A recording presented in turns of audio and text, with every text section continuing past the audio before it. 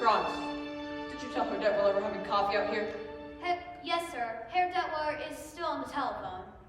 Refrigerator? Thank you. No sign of the children, Franz?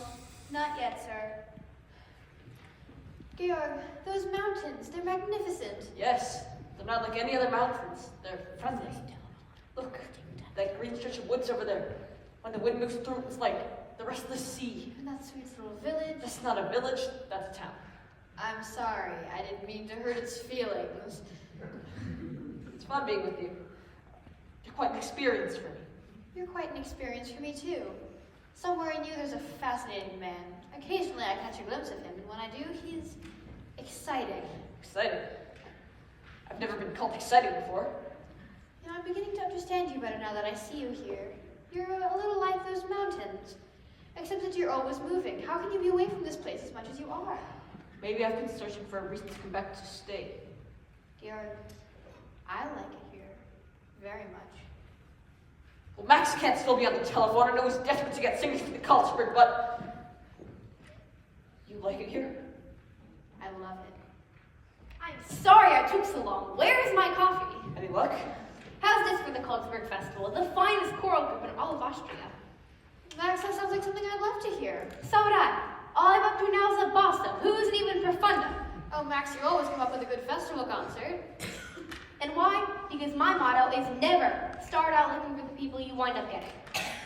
That is why I've been telephoning Paris, Rome, Stockholm, London. On Georg's telephone? How much can I afford it? Why am I up here? Well, I hoped it was because you liked me. Of course I like you. Why shouldn't I like you? You live like a king. You have an excellent wine cellar. Max. I like rich people. I like the way they live. I like the way I live when I'm with them. Georg, is there a cathedral around here? Yes, that's our abbey, Lundberg Abbey. Do they have a choir? A beautiful one. Good. In the next few days, I have to visit all these little towns around here and listen to sangerbuns, choirs, quartets. Will you be here for meals, though? Oh, yes. It was a town just about that size, Vatsman, where I discovered the first St. Ignatius Boys Choir. In 1930, they won the festival, became very famous, and toured all over the world. Whatever became of them? By the time their voices changed, they were rich enough to live in America. Who lives in that dilapidated castle over there? Rumpelstiltskin? Baron Elberfeld, the oldest family in the valley. I'd like to meet him. I'd like to meet all your friends. Georg, while I'm here, why don't you host a little something for me? Nothing much, just something lavish. Well, I wouldn't know who to invite. Today it's difficult to tell who's a friend and who's an enemy. Well, now's not a good time to make any enemies. Let's make some friends. Well, I can't understand what happens to the children. You're not worried, are you? Well, they should have been here to welcome you. Well, it couldn't have been an intentional slicing. They haven't even met me yet. Forgive me. I'll try to find them. Elsa, have you made up Georg's mind yet? Is he going to marry you? Oh, yes. He hasn't admitted it yet. There seems to be something standing in his way. Standing in his way? You don't know what it is? No, I do. What? It's very simple. It's money. Money? Yes, he's rich and you're rich. In all the famous love affairs, the lovers have to struggle. In Georg rooms away upstairs, the lovers starve and snuggle. They're famous for misfortune, which they seem to have no fear of. Well, lovers who are very rich, you very seldom hear of. No sign of them anywhere. No little shack do you share with me. We do not flee from a mortgagee. Nary a care in the world have we. How can love survive? You're fond of bonds and you own a lot. I have a plane and a diesel yacht. Plenty of nothing you haven't got. How can love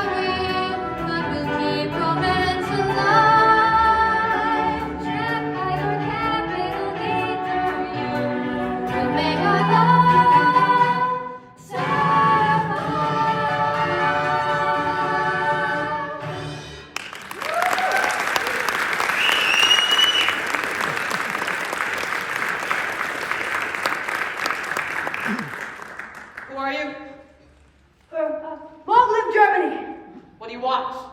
I have a telegram for a Detweiler. I'm your Detweiler. You delivered your telegram, now get out! Georg, he's just a boy. I'm an Austrian, not a German. Georg, why can't you see things the way I see them? Whatever's going to happen is going to happen. Just be sure it doesn't happen to you. Max, you were lucky you have no character, because if you had, I am sure I would hate you. You couldn't hate me. I'm simply too lovable. Oh, a deer, a female deer, gray, a drop of golden sun.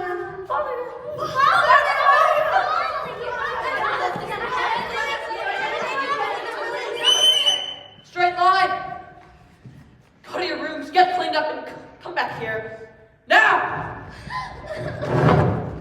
Carlisle, where did you get these abominations out of a nightmare? No, out of some curtains. The curtains that used to hang in my bedroom.